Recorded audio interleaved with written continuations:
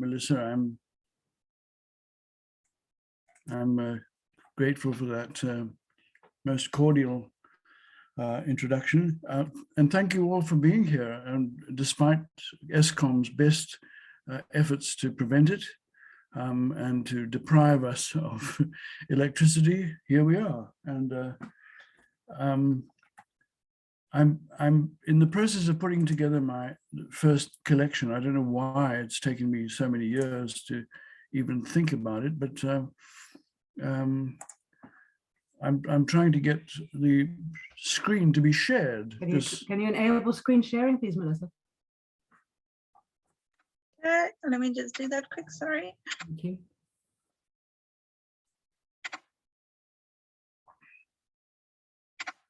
Okay, try again. Thank you. Which one is it? Can't see. Can you see? I think, I don't know. What does it say? Yeah, that's it. Okay. So this is from my collection, which as I say, I'm in the process of putting together. I've never done any such thing before. And anyway, here we go. This is what's left of our lives. Both the late night buzzer and a nervous knock, as though one such summons was not enough for the urgency of a cardboard box left on the front door mat. A quiet mewling from within, as if from a kitten which knew about difficult neighbors and not to make a din. Oleo margarine, it said on the lid, but inside, a newborn tiny boy, wrinkled brown waxy skin, swaddled in a towel, damp his mother's tears, it troubled me to think. Suckling his fingers as if trusting only his own hand as likely source of a drink. We unwrapped him on the kitchen table to find an umbilical stump clamped with a laundry peg. A perfect little person conceived in lust or love, but discarded for shame or poverty, intended for the midwife 2 doors down the hall.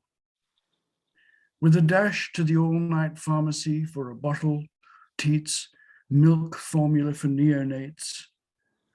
For a few hours, I played the role of dad and did what all dads should. Sang a welcome to accompany his hungry gurgle, explained that this world can be a shithole, but look, as the good books say, there's love to find and kindness too. A neighbor who'll lend a knuckle to suckle on, and then let what's left of our lives begin. Back in the old days when I was a student, hundreds of years ago, the Cape Times used to print a poem at the foot of the editorial column every day. And when I heard that the editor, I think it was Anthony Hurd was editor at the time, he actually used to pay for poems that he used. And if he didn't have a lot to say, and you must remember that in those days, the Cape Times was quite politically outspoken. When he didn't have a lot to say on that particular editorial column, there was quite a gap at the foot of his column. And so he used to use quite a long poem. And other days it was just a little space. He used a short poem. So I sent him 6 or 8 or 10 poems of different lengths. I wasn't concerned so much about the quality, but more about the length of the poem. And he used all of them. And for every one that he published, he sent a 25 Rand postal order. Well, in those days, 25 Rand was enough for 2 of us to go to a movie and go for a hamburger and a couple of beers afterwards. So that's what I used to do. And this is one of them. And this remains one of my favorite pieces that I've ever written. I've thoroughly enjoyed this piece. It's called The Test. Apprenticed to this trade of welding wood with weather, the tools, canvas and small hulls with which to mold the shoulders of the sea.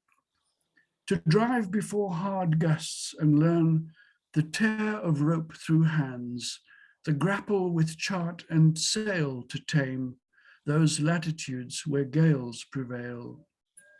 Our destiny in depths delineated by cloud, waves which thump and hiss through restless nights and lulls, and then in storms the test to read a fickle wind like gulls.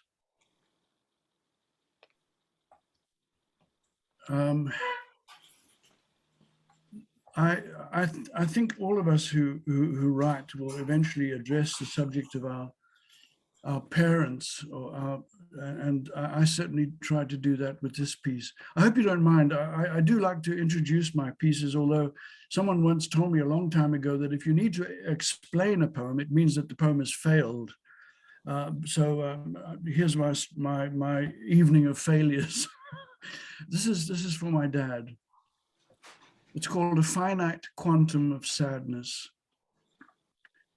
The earth's crust buckles and bends, throws out molten chaos to curdle into peaks, which in turn must trickle away in time and rain.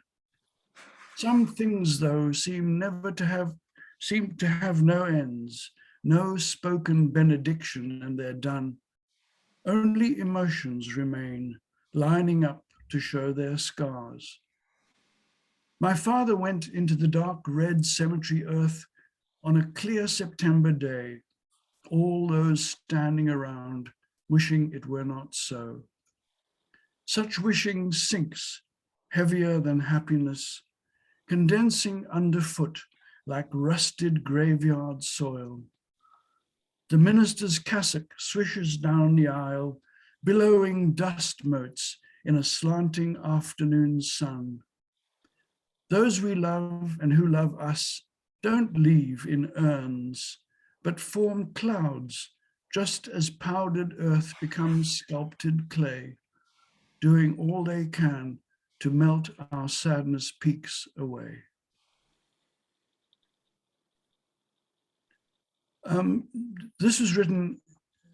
This next piece was written in a rather light-hearted fashion for the person who was in my life at the time, who didn't appreciate it, and I don't really care. It's called Symphony Orchestra.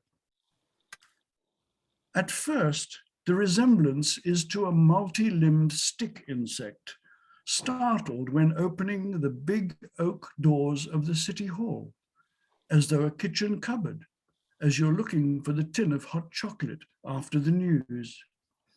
Some black, odd-shaped limbs wave excitedly in unison, some in slow, desultory fashion, issuing scurrying sounds, made partly of sibilant gossip among the woodwinds. They've a pregnant principal oboe, a trombone is suspected, partly of bowstrings being rosined and bows rustling against white page wings, with a scattering of assorted twangs, parps, tinkles, and pings, all on a low bass hum undercurrent, issuing from the row of sluggish black lumps at its back, hinting at some mild dissatisfaction. At a loss, you're unsure what to do. Put down the mugs and the milk and fetch a sorter? Try another cupboard? God forbid it should sting or bite. Is it a threat or only after the biscuits? Rather than risk it, you reach for a rusty can and, just as you aim a blast of vicious toxic doom, the antenna at the front stop waving and hold still, causing it to draw together until it gathers breath to emit the most monstrous crashing chords, to send your heart racing with echoes of thunderous kettle drums rolling back behind the baked beans and the tuna cans. There's nothing for it. This is a notice of war. This thing is up for a fight.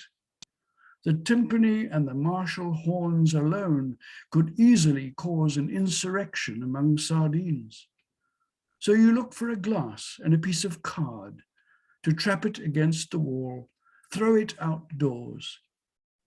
And later that night, just as sleep arrives, there floats from across the yard a plaintive, muted flute and the sweetest swirl of cello strings, while lettuce, beets, and beds of chard provide polite green chlorophylled applause.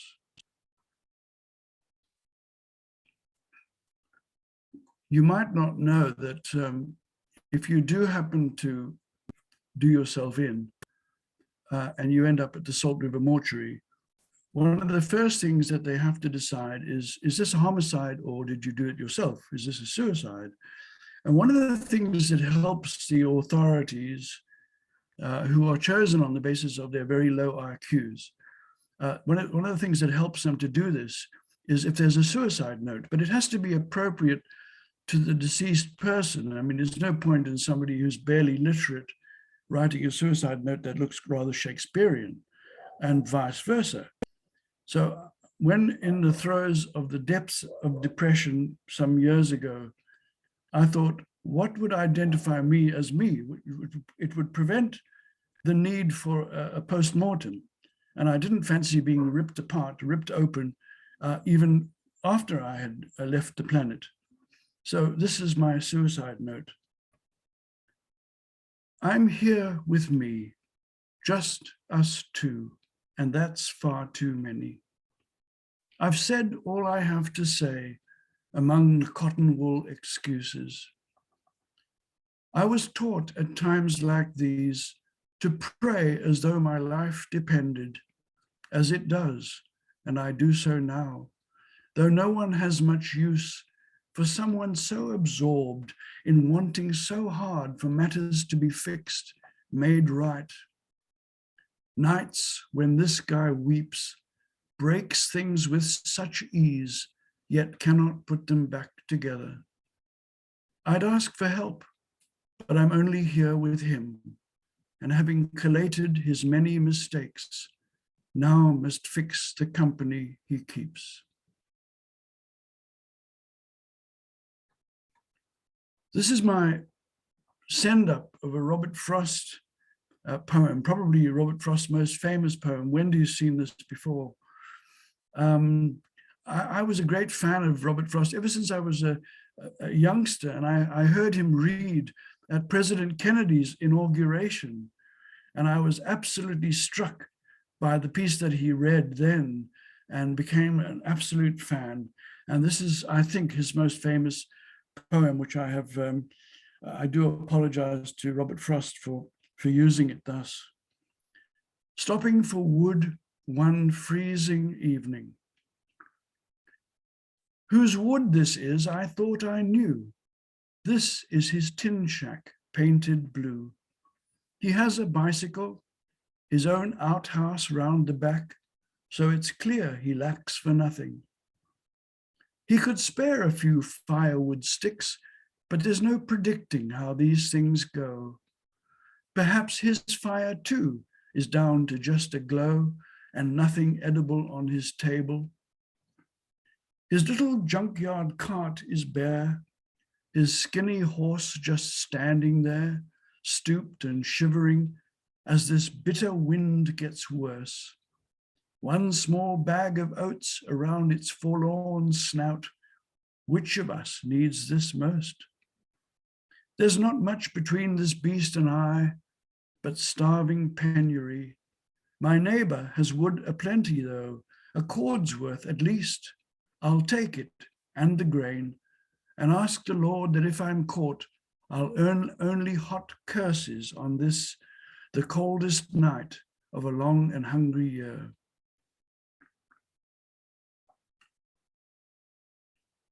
I was, as many of us were, I was tremendously inspired by one of my English teachers at school. I'm dyslexic, and I had a lot of trouble with this when I was young and at school. and I was written off as being a bit slow and a bit retarded. But a couple of the teachers saw me for who I was, and I didn't know that there was such a thing, that dyslexia hadn't been invented when I was at school.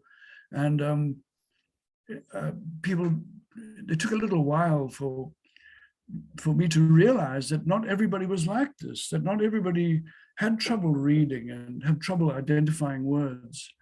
So this is a tribute to one of those teachers. It's called Emergency Kit. There is a poem for every purpose, our school's Mrs. Lehrer said. From the time of your arrival until you're damn near dead, simply find and apply as the need arises, to comfort and console, antidote to all unpleasant surprises, and an airbag for after you've already hit your head. A poem can be crumpled and stuffed into a leaking gasket to stop the oil pouring out, as was discovered at the roadside between nowhere and somewhere else, bonnet raised, steam rising from some vital organ. A passing solipsist kindly stopped to have a look, consult her book, said broken lives shouldn't need more than a few modest sonnets, yet mine required a whole costly anthology of verse. And when colic caused the baby to scream late into the night, some soothing Wordsworth was tried, but that just made it worse, improving only after a little malodorous motion. Setbacks often strike at night, you'll find, either by coincidence or the gods just fix it that way. So take with you all the luminous poetry you might need, as you will assuredly get stuck. Include some Auden, good for rinsing off the wordy muck, along with extra alliteration in tubes. Packs of all-purpose quick-setting soliloquy, sets of self-adhesive rhyme, and a whole shelf of colorful comparison, in case you must dirty your hands and write the things yourself. This is the one that was published on the advert, so I won't read that, I'll move right along. This is the one that Mr. Avbob paid me a chunk of money to have published, and chose to publish it. I have no idea why, but maybe you will. It's called Nocturne in the Rain. Worst drought in living memory, the late news said, the whole world cracked and brittle. So I step outside into the dark to do a little rain dance jig and give the dregs of my tea to a thirsty hydrangea. Glad not to be among the dead, wondering if they recall past droughts at all, or if grades of dry and moist are measure of anything, let alone what's best or worst. Turning indoors, my hopeful two-step shuffle is rewarded. At first, it is as thin as a beggar's spittle, but soon it will pour, to freckle the dust on country roads, paint darkened cities in reflected light, catch windscreen wipers in the simple motion of their sweep, while those asleep won't see the frowning clouds my beckoning dance has brought, nor how they cast a swathe across panoramas black but for a watchman's lonely fire. These holy drops scatter benediction on the brow of hills in an unfolding stillness, stitched across the night by dipping lines of resined poles, trailing glints of silver wires. Jacques very kindly expressed a liking for this piece. I can't remember where you might have heard it, Jacques, but I'll read it again because I quite enjoy it. It's called Madigliani's Portraits. And those of you who know anything about Madigliani, you'll know that he painted rather typical faces and rather beautiful portraits. And he's always been a great favorite of mine. But you might not know that he was actually Italian, and he was Jewish, and he lived most of his life in Paris, where he was considered an outcast, of something of an outsider, and died at a very young age. But he loved and married one of his childhood sweethearts, and I've always admired him for that. And anyway, he paints these typical faces, as I'm sure you will have recognized. Madigliani's portraits. We share these friends, Amadeo and I. They're folk we've known for years, all as familiar as faces in mirrors, and always on their best behavior when he's near with brushes out, measuring with one eye closed. Here's the snub-nosed young lady who's certain she knows my sister. He's caught her with one eyebrow raised in the instant I said I had none, using dove grey for her sigh. Here's the lascivious old mister, upper lip sporting a leering moustache, who lives upstairs, blames civilization's decline on a contraceptive found in the elevator, and yet confides about chorus girls and frowns at Amadeo's intruding brush. Here's a dancer we both know, brought low by her undone laces, reaching the floor against tight elastic. But I'm not pictured here. Amadeo says he doesn't do long faces. Truth is, there's no color for unhappy, nor no cheery pose for me, no skipping delight fantastic. Shortly after we graduated, a huge proportion of our graduating class from medical school emigrated. They all left the country. Things were politically a bit untidy, shall we say, back then. And I went to visit quite a few of them overseas in France, in Switzerland, in the UK, in Canada. And when I came home, I just shook my head at how anyone can turn their back on this place, and having taken 6 years of medical school out of the place and taken it elsewhere. I didn't think that was right. And I wrote these inflammatory postcards to say thank you for your hospitality, and realized it wasn't right, and not the right thing to do, and certainly not the way to get invited back. But anyway, this is a postcard which I sent to lots of them, lots of my ex-classmates who I went to visit. Postcard to the Expatriates. In Holland once, in hammering rain, down some anonymous unpaved country lane, which hooves and tires had churned into a cloying mud clay drain, I watched a herd of cows just standing, knee-deep in heather or some such insipid northern vegetation, their faces glum, futures bleak, their arses to the weather. Now, I haven't put these in the right order, and I don't want to miss this out, so I'm going to try and race ahead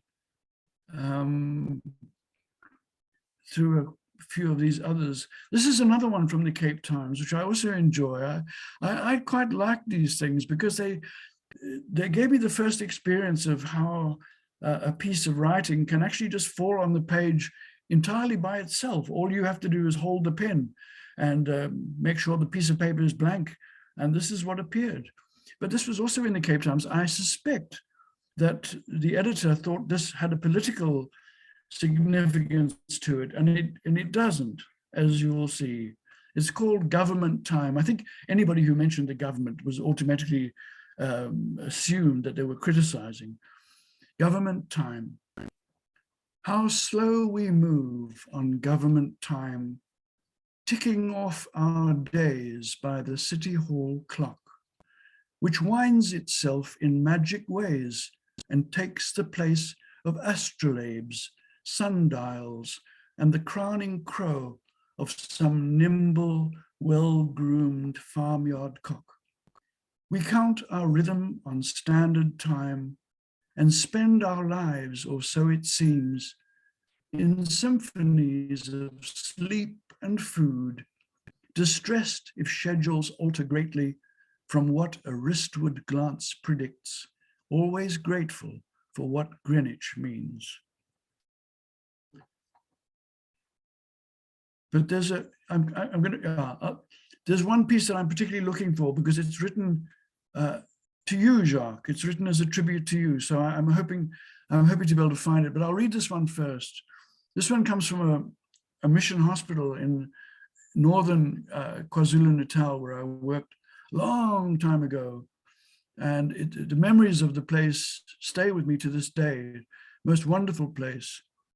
The Charles Johnson Memorial Hospital at Ngutu, up in northern KwaZulu-Natal. Asking the ancestors. This is a true story.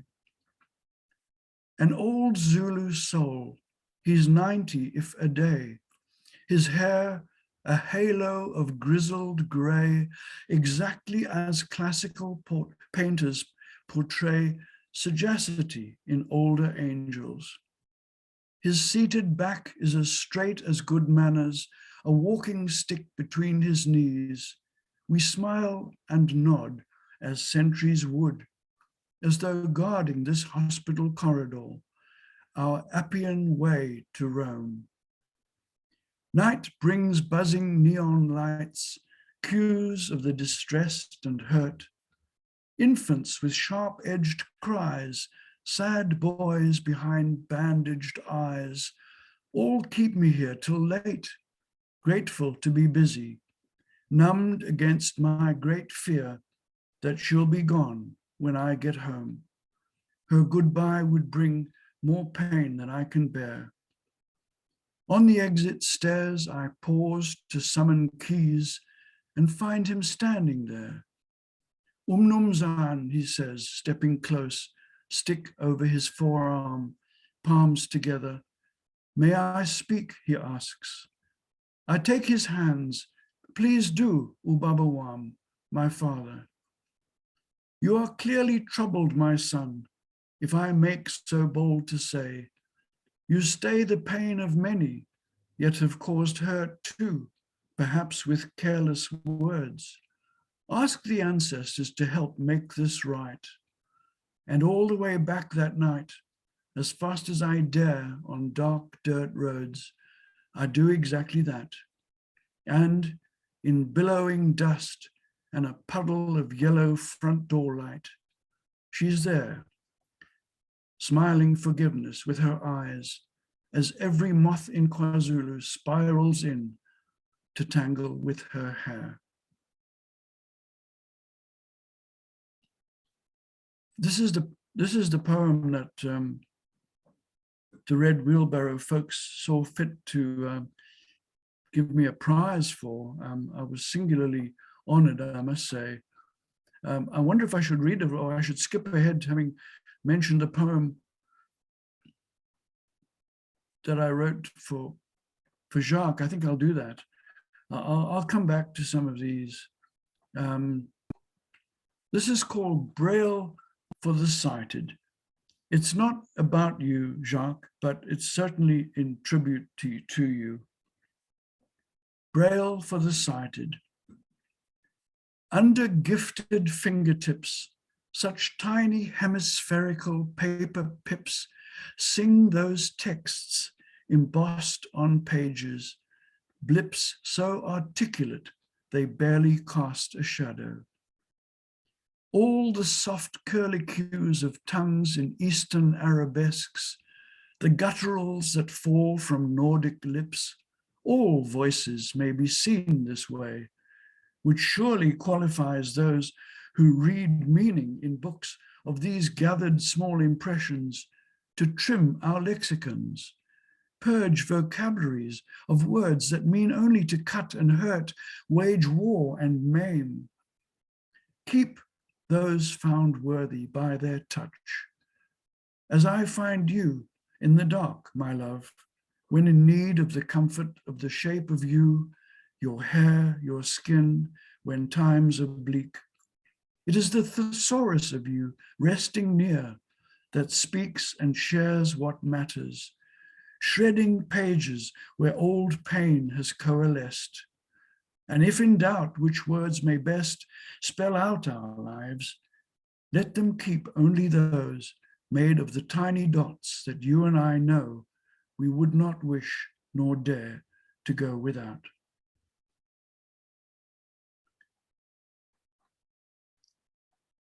I'm wondering how far I should script back.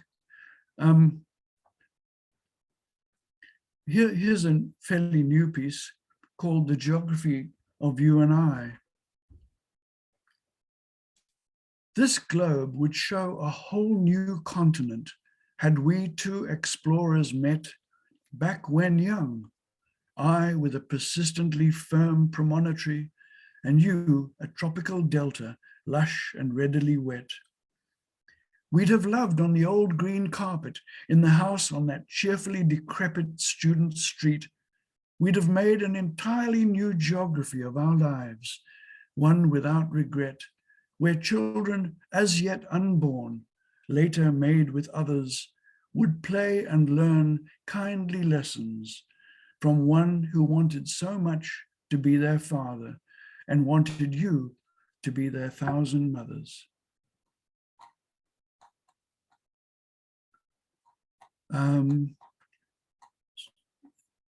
I do wish to read this one. The year before last, I've never tried to get anything published. I've never made any effort to send anything into magazines and journals and so on. I've never really done that, but Wendy encouraged me and said that I should actually do that.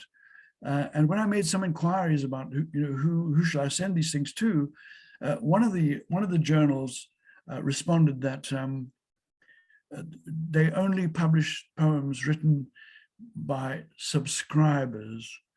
Well, I wasn't at the time a subscriber, and so I replied to the editor with this poem. I can't remember whether I sent it or not, but this expresses my feelings on the subject. Unsolicited poetry. The editor apologizes politely. Poems unsolicited are not invited. Themes are limited and issues are of but modest size, as no doubt is his member. Poems should do their own soliciting, I'd like to tell him, languidly on street corners outside bookstores, skirts hiked, lipstick smudged, whispering in the lacy words of dreams, or igniting inflammatory chat at parties, all in double entendres, of course, while clumsily spilling drinks. At least you know where you are. No chocolates, flowers, or faux coy talk required to test one's take on commitment, but saying it straight. Would you care to entertain my poem between your pages? Then we'll rhyme and blank our verse into the early hours.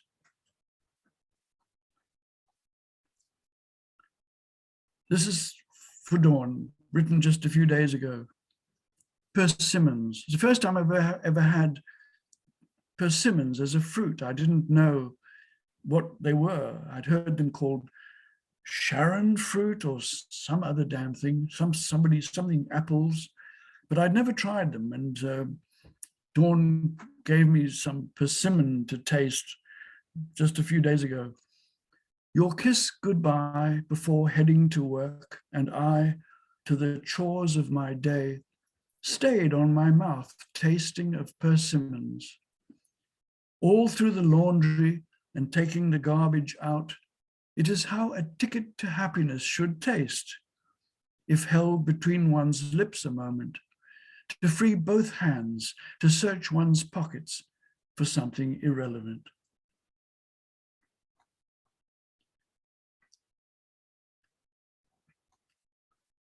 this is the, I will read the piece that the Red Wheelbarrow folks decided to give me a prize for. I quite like it.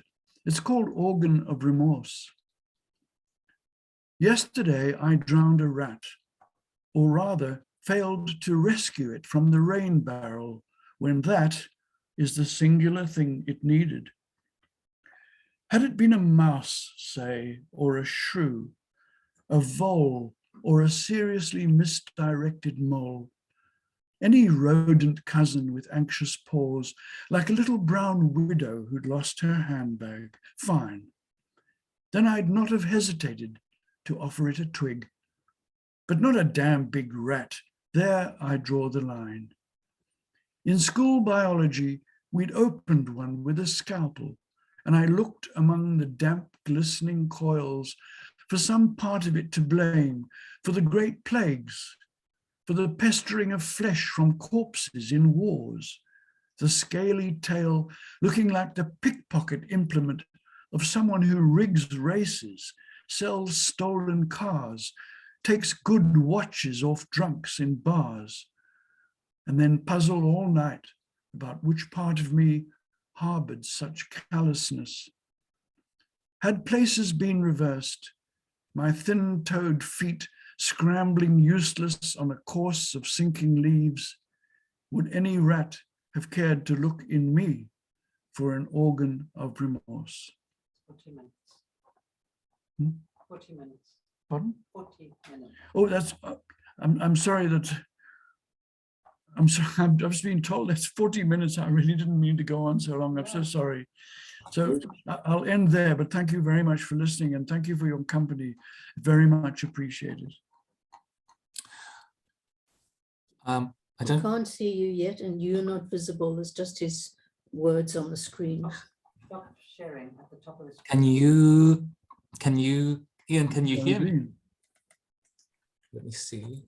You'll have to come and show me up, please, man. Ian, can you hear me? Oh, I see. Stop sharing. Okay. Yes, thank you. Much obliged. Can you hear me, Ian? I can, yes. Oh, wonderful. I just want to say that was not a bit too long, and if you wanted to, you could read a last poem, because people often read for a bit more than 40 minutes, so one more would be absolutely fine. I just hesitated a moment because I wasn't sure whether Melissa was still in the room. But would you like to read a last, just a last poem before we say thank you? I'll have to just choose one at random, I guess. That's fine. I'm not sure. Have a look at the title. I can't see. It says, yes, Can I just interject for a moment while you are choosing a poem? So Melissa has left. So Jacques, I will take over in terms of the open mic session. That's a relief, and we'll have a brief Q&A after, if that's okay.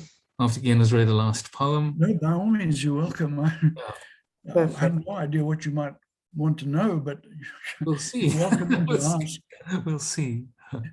Okay, this is the last one. I'll read this last one. I'm 100% convinced that if I was able to paint, I wouldn't write. I have a passing interest in music. I have been playing the guitar since I was 14, and I'm beginning to get the hang of it. But if I was able to paint, I would paint. I wouldn't write, and that's what provoked this piece. It's called Again. He has a rectangle of plain white paper as his canvas, a frame in which he'll catch in bright vocabulary the image in his eye. He dips his pen in a pot smudged with useful pronouns, the old brown consonants dried and daubed to its lip, and confidently begins.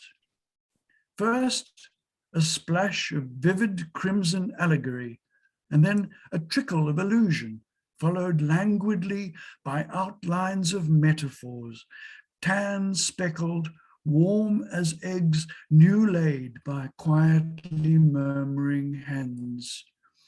And in thin querulous lines, he scribbles cold green verbs, pale plaintive adjectives clustered in a corner. He was never any good at catching prayer.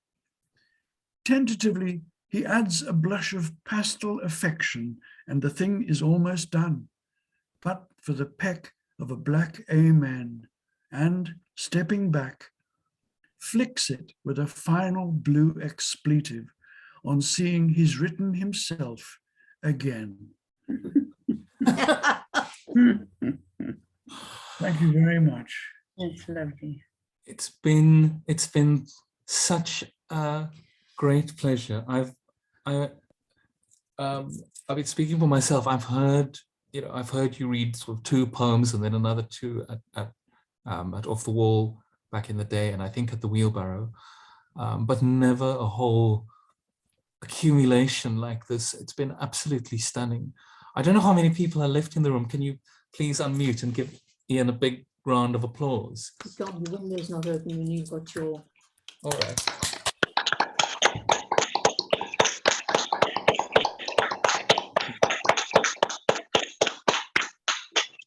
Thank you. Mark, That's very encouraging. just to say, there's still 20 people in the room. That's fantastic. I'm very pleased to hear that, and thank you for telling me. It's a good thing to know. And thanks a lot, Mignon, for stepping in. It's as we move from stage to stage of load shedding, it becomes harder to find hosts who can be with us. toolbars blocking you at the top. Apparently, yeah, apparently I'm not very visible. I'll look at that. But are there any questions in the room? Does anyone want to ask something? I think something you'd like to know, respond to. There may be things written in the chat, but if there are any questions, now is a good time. So yeah. Nothing in the chats other than compliments. I'm quite, I mean, I'll probably think of things to ask later, but I'm curious about what you said about painting, that you would rather paint than write poems, because the poems are so, they are so generous and they draw one in so much. What do you think? So what's the advantage that you feel that painters have over poets? I think they can say so much in color and shape and form, far more than we can in words. I think the language is as beautiful as it is, and as a wonderful medium of expression, it doesn't quite match what a painter can do, what a really good artist can do, can say so much in such a confined space.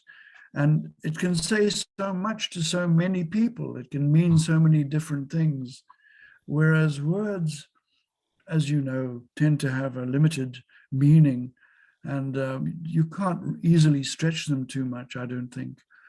But I've always wanted to paint, and I've just never been any good at it. Somebody said to me recently, "Have you ever tried taking lessons?" Well, no, I haven't. I never thought of that, but I always thought it had to come naturally, and I just love how much a painter can say with a brush and a palette of colors, much more so, I think, than what we can say with words. So, you know, I don't mean to disparage the language and the people who use it. I love it, but I've always thought that a painter certainly had the edge over what we can do with words. Ian, can I respond to that? Yeah. Ian? Yes. Sorry, I I didn't catch that. Julie, you wanted to ask something? You wanted to respond to that? I didn't quite hear. Yeah, I think Julie said she would like to respond, and then we seem to have lost her. Maybe I'm she'll. here, There but you we are. had two voices at the same time. Ian, I'd just like to say that I write and I paint. And if you paint, you don't stop writing. So you would do both. I'm sure. I probably would. And by the way, I don't know if I still will, do give art classes. So maybe we should chat sometime. That's a good idea. Thank you. I will keep that in mind. Where do you live, Ian? In Rondebosch. Okay, all right. I'm in Marina de Gama. Thank you. Thank you for the offer. Did that poem, the thing that you described in the first poem, happen just like that? That you discovered a newborn baby out of doors? Just happened. That's a true story. I shared a flat in Notting Hill in London after I'd run away from this country. I ran away from the military. I managed to survive a couple of weeks of basic training at the Darney Tehran Combat School outside Kimberley, and I survived 6 weeks and nearly died. And so I absconded. I ran away. I left the country, and I was away for 5 years. And I was a school teacher, and I became a school teacher in London at the Holland Park Comprehensive, which was rather a rough school in those days. It's been gentrified since then. And I lived in a really shitty flat in Notting Hill. And 2 doors down the hall, there was a midwife who she worked for a charity. I never really found out which charity she worked for, but she used to go and deliver babies for people who didn't want babies, and she would either take them away or they would be delivered to her, and this was one of them, and ended up on our doorstep. And I shared this flat with these other 2 guys who were really completely flummoxed by what to do. And late at night, there was the doorbell rang, and it was my turn, I think, to open to answer the door and answer the phone. And I opened the door and found this cardboard box, and that's the story. And I brought it inside. I realized it wasn't, but her lights were off 2 doors down the hall. As soon as I realized that it was a baby, I don't even know which way around to hold a baby, or which way up do you hold them, and what do you do with them? So I couldn't leave it outside because it was a bit chilly. And I thought, well, wait till the midwife comes home, which is exactly what I did. But we brought it in and opened it up on the kitchen table, and there was this baby wrapped in a towel. And of course, my 2 flatmates just disappeared. I mean, they did no, oops, sorry, no, not for us. It was a very interesting time in my life, because the 2 guys that I shared the flat with, one was a Lebanese Arab guy, and the other fellow was an Australian Jewish guy, and I was a South African agnostic, atheist, whatever guy. So we were not talking to each other depending on what was on the news. If Israel was on the news, then Mel, who was the Australian Jewish guy, he wouldn't talk to Saba, who was the Lebanese Arab guy. So we had this strange interaction between us, and a small child wrapped in a towel on the kitchen table that they just disappeared. They didn't want to know. And I realized that, so I had to do something. What does one do? What does one do? The poem in itself. So there was an all-night pharmacy just around the corner. And I remember they had, I don't know why, but I figured that they would know what to do. So I left the baby in the cardboard box on the kitchen table and ran around the corner and got a tin of neonate formula and put a kettle on to boil, because you've got to mix it with hot water, and mixed it all up, put it in a bottle, shook the bottle up and stuck it in the baby's mouth, and it seemed to be okay. And it seemed to survive. And I waited until I saw the midwife's lights were on, and I went and knocked on her door and I said, I think this one's for you. It's definitely not for us. So she said, oh, never mind. She was a very religious lady. She was always going to church, and she was always trying to get us to go to church with her. And we never went. She knew I was interested in historical London, and so she said, it's a very old church, you know. It's got a lot of very interesting things in it. You should come and see. And none of us ever went, of course. Certainly no Lebanese Arab went to a Anglican church in Notting Hill. And Mel, the Australian Jewish guy, he wasn't interested either. But she knew exactly what to do, and she wasn't fazed at all. It happened to her before. She just hadn't been home that night. When they must have known that she lived there and somehow brought it to her. So yes, that happened. Yes, in fact, pretty much all the pieces that I write come from first-hand experience. Can Barbara? Jim's hand is up. So Jim, would you like to say something? If I did this, turn off this top and see if it disappears. Yes. Hi, Jim. Yeah, fine. Ian, wonderful. Thank you for an excellent. If you could screen reader, your speech will stop. Fine poems. I'll say no, we don't want to. Is everybody else talking, or am I on, like we're on? Jack, I think that your sound is on. So Okay. Jim, you can go ahead. Only 1 minute. And it's one of them is a long one. Okay, am I online or here we are? Ian, I can hear you, Jim. thank you. Thank you for your wonderful, fine collection. The wonder for me is the perplexing and vital combination that you bring as a doctor, a scientist, and a man with heart, and that you bring those apparently contradictory but necessarily related dimensions of consciousness together. Now, as speaking to you as a scientist for a moment, you will know about how the right brain and the left brain attend to the world differently. And the left brain is our scientific, objective, catch it in the moment, pin the butterfly down and get to know it. The right brain lives with the flying butterfly. Now, I'm coming now to the point about being a poet and being a painter.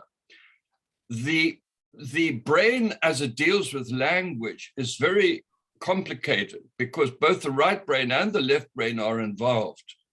And you are suggesting that you would be somehow greater if you were a painter, insofar as you would be able to truly capture that ephemeral moment of being without self-consciousness. I don't know if I'm reaching across enough ranges to reach to you, but what I'm wondering is that have you or are you able to resolve my perplexity, my uncertainty in regard to, look, Blake said, and most importantly, he said, what is without is within, in the imagination. And he was both a poet and a painter. Yeah. But I think in retrospect, most would say he was a greater poet than a painter, but some would say the other way around.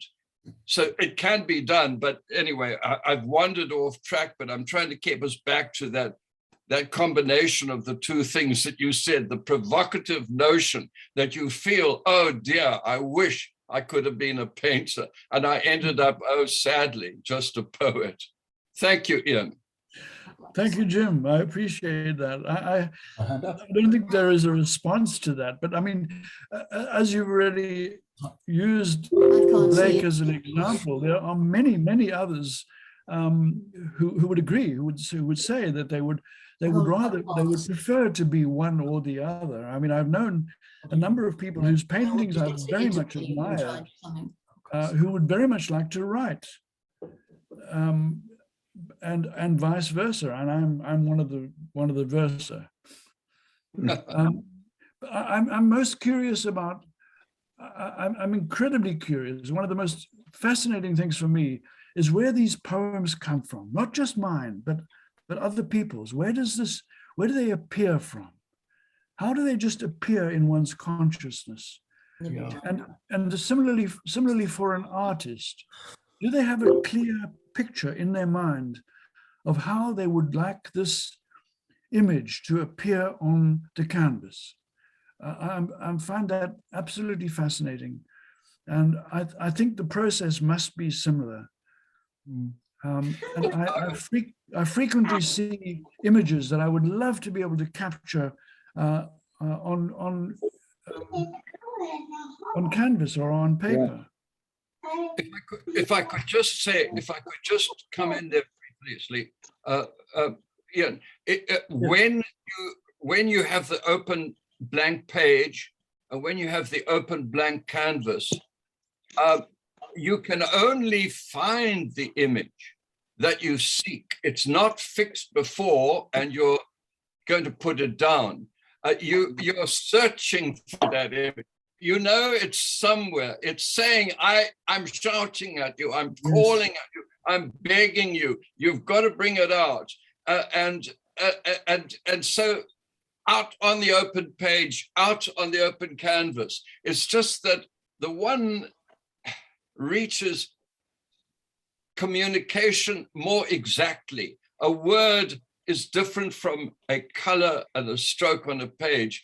Yes. And the one is greater than the other, and the other is greater than the other. There's this paradox, and I love you.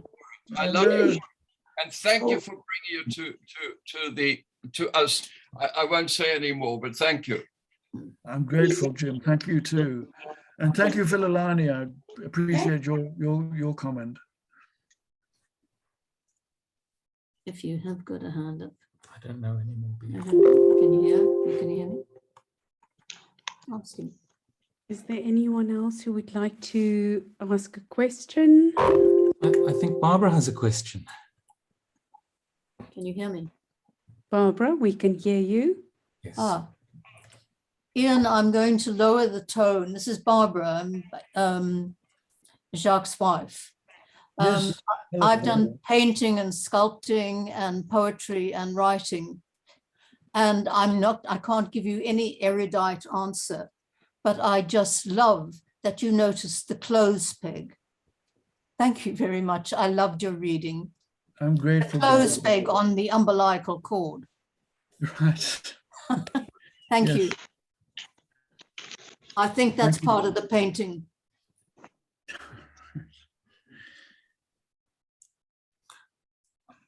I Thank can you, understand.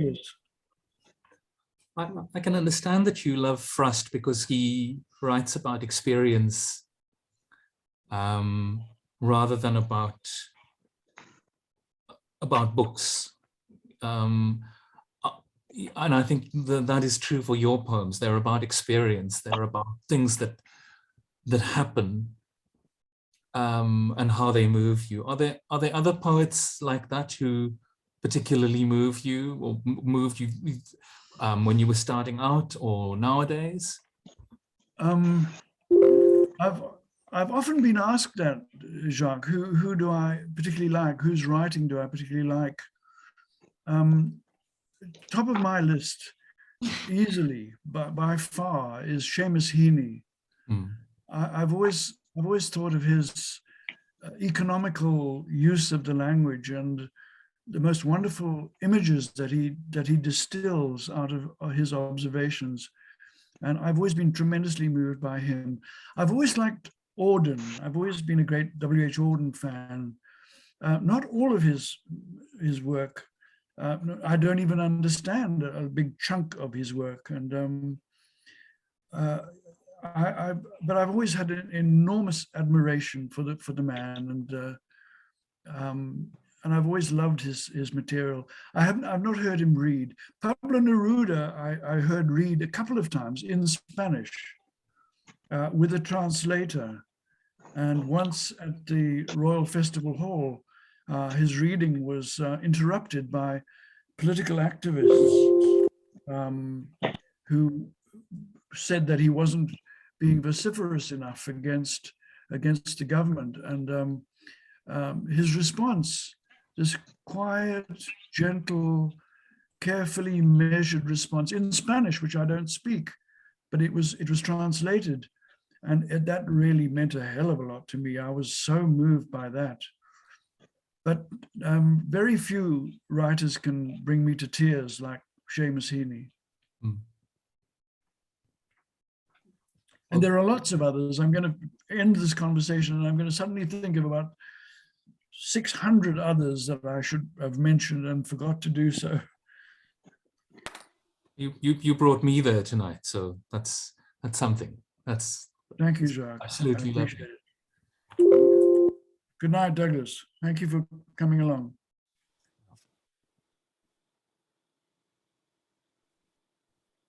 I'm not waving goodbye. I was tentatively putting my hand up. Oh, I see. I think on the subject of poetry, one has to be careful of the notion of inspiration, of simple inspiration. I should imagine he's about 10 years older than us. Charles, can you turn your mic off? You mute yourself. Thank you. It was Gary Player who said, when he was asked why he was so lucky, responded with the statement, "The more I practice, the luckier I get." Yeah, that's right. And the same is true of any art, and one can distinguish between attending to poetry as an art as opposed to attending to poetry as self-expression. And as an art, it's like anything. To be a doctor, you went through many, many years of rigorous training, followed by many, many years of even more rigorous internship. And at the end of which, one knew a certain degree about the body and how it coheres, but not all of it.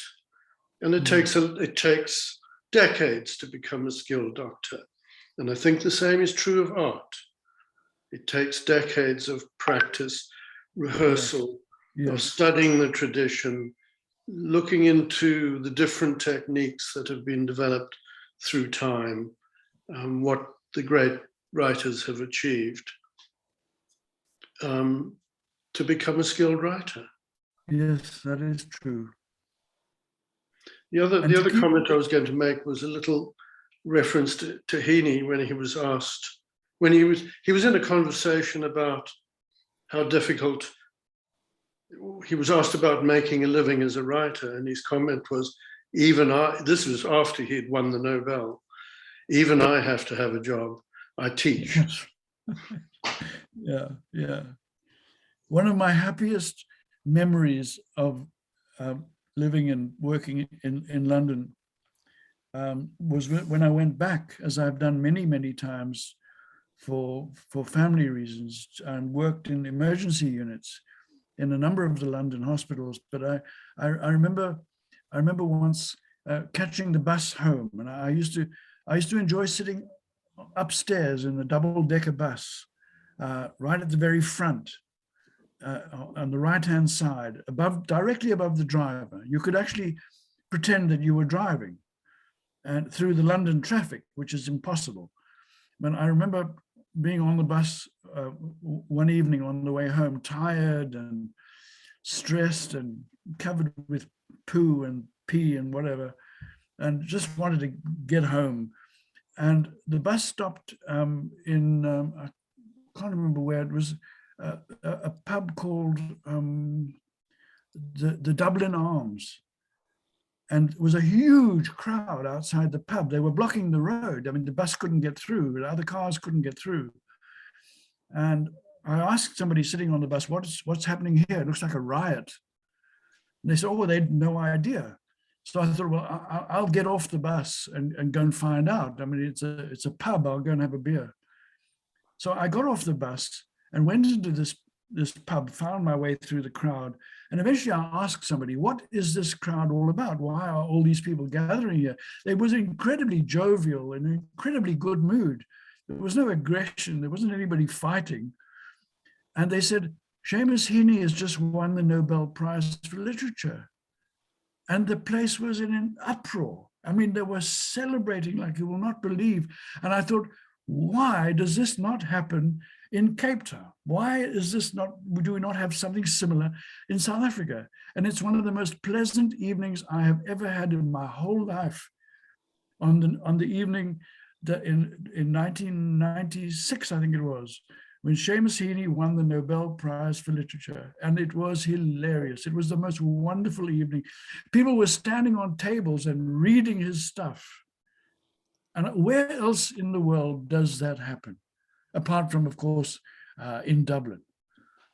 I think if you had done a quick census of all of those people, you would have found that there was no sectarian distinction. No. The people were from both sides of the line. And that was one of the great things about Heaney, is that he spoke for the whole of Ireland. He didn't really abide the sectarian divisions. The other thing that I really do recall quite clearly was that I'm sure that a very large proportion of the people who were there celebrating had no idea who Seamus Heaney was. But the mere fact that it was an Irishman and that he'd won a Nobel Prize, that was enough. That was enough for a big celebration. And I joined in and I loved it. It was fantastic. I'll not forget that. That's me done. Thank you. Okay, so if I could come in here. Thank you so much, Ian. It is now 8:40 and I wonder if you would all like to take a 5-minute break before the open mic session.